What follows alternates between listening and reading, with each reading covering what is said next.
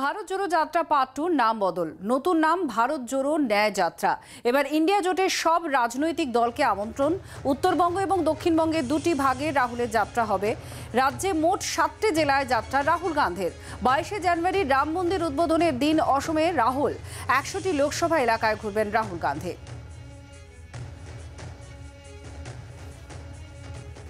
ভারত জোড়ো যাত্রা পার্ট 2 নাম বদল, নতুন নাম ভারত জোড়ো ন্যায় যাত্রা। এবার ইন্ডিয়া জোটের সব রাজনৈতিক দলকেই আমন্ত্রণ করা হয়েছে। উত্তরবঙ্গ এবং দক্ষিণবঙ্গের দুটি ভাগে রাহুলের যাত্রা থাকছে। রাজ্যে মোট 7টি জেলায় যাত্রা রাহুল গান্ধীর। আর 22শে জানুয়ারি রাম মন্দির উদ্বোধনের দিন অসমে থাকবেন রাহুল গান্ধী। রাজীব চক্রবর্তী আমাদের দিল্লির প্রতিনিধি আরো জানাচ্ছেন, কি জানা যাচ্ছে রাজীব? অন্তত উত্তরবঙ্গ আর দক্ষিণবঙ্গ মিলিয়ে 7টি জেলায় যাত্রা করবেন রাহুল গান্ধী।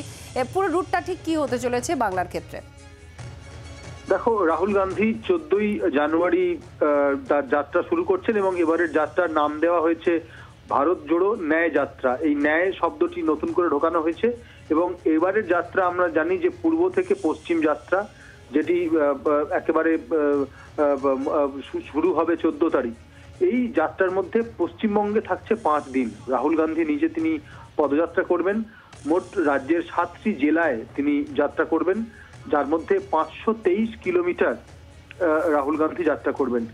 এই যাত্রায় মোট তিনি 15টি রাজ্যে যাবেন, 110টি জেলায় যাবেন এবং 67টি দিন ধরে তিনি যাত্রা করবেন, যার মধ্যে 6700 কিলোমিটার মোট যাত্রা হবে। রাহুল গান্ধীর এই যাত্রা যখন হচ্ছে তখন লোকসভা নির্বাচন আসন্ন এবং লোকসভা নির্বাচনের আগে পশ্চিমবঙ্গের মতো রাজ্যেও কিন্তু তিনি যাবেন। কোচবিহার, জলপাইগুড়ি, দার্জিলিং এই 3টি জেলা যেমন থাকছে, পাশাপাশি থাকছে উত্তর দিনাজপুর, মালদা, মুর্শিদাবাদ এবং বীরভূম। রাহুল গান্ধীর এই যাত্রায় এবারে বিরোধী রাজনৈতিক দলগুলি, বিশেষত যারা বিজেপি বিরোধী রাজনৈতিক দল, তাদের যুক্ত হওয়ার আহ্বান জানানো হয়েছে। এবারই কিন্তু প্রথম যেখানে বিরোধী সমস্ত রাজনৈতিক দলকে আহ্বান জানানো হয়েছে কংগ্রেসের তরফে। এবং এই যাত্রায় পশ্চিমবঙ্গে যাওয়ার সময় কিন্তু অত্যন্ত গুরুত্বপূর্ণ হবে, তার কারণ তৃণমূল কংগ্রেস বা সিপিআইএম যারা এই ইন্ডিয়া জোট 2024-এর আগে যেটি জোট গঠন করা হয়েছে সেই জোটে রয়েছে, সেই রাজনৈতিক দলগুলি রাহুলের পদযাত্রাকে কি চোখে দেখে এবং কি অবস্থা তাদের থাকে, কি অবস্থান তারা নেন, তার উপর কিন্তু নজর থাকবে সারা দেশের। পশ্চিমবঙ্গে তৃণমূল কংগ্রেস এখনো পর্যন্ত কংগ্রেসকে সেইভাবে গুরুত্ব দেয়নি, গুরুত্ব দিতে নারাজ। সেক্ষেত্রে এই রাহুল গান্ধীর যাত্রা যখন শুরু হবে এবং যখন তারা মুম্বাইয়ের উদ্দেশ্যে রওনা হবেন একেবারে পূর্ব থেকে, তখন কিন্তু এই রাজ্যের 7টি জেলায় যাত্রায় নজর থাকবে সারা দেশের। ধন্যবাদ। জয়রাম রমেশের বক্তব্য শুনুন। भारत जोड़ो न्याय यात्रा होगा। भारत जोड़ो न्याय यात्रा, न्याय तो मकसद ही है। हमारे संविधान के प्रस्तावना में शुरुआत ही सामाजिक, आर्थिक और राजनीतिक न्याय से होता है।